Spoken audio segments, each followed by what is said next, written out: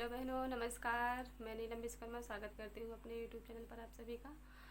और बहनों, आज हम आप सबको एक भोजपुरी कजरी सुनाएंगे।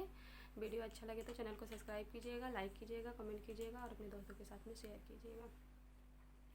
सड़िया लैदा बलम में कलकतिया जे में हरी हरी पतिया ना।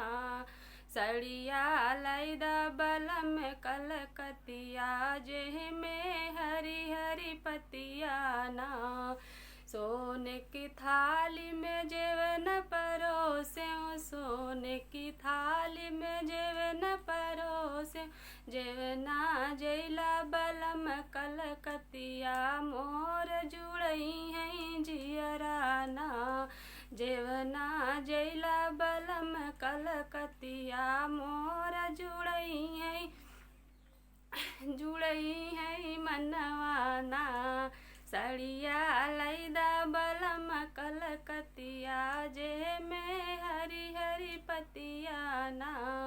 झांझर गेड़ुआ भरी सुराही, झांझर गेड़ुआ भरी सुराही, गेड़ुआ घुटला बलम कलकतिया मोर जुड़ाई जियराना।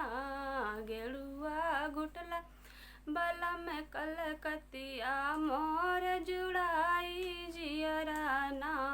सड़िया लैदा बलम कलकतिया जेह में हरी हरी पतिया ना।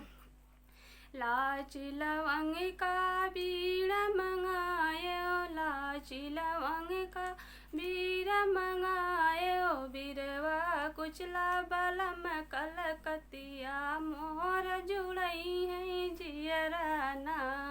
बिड़वा कुचला बलम कलकतिया मोर जुड़ई है जियराना। सड़िया लैदा बलम कलकतिया जे में हरी हरी पतिया ना।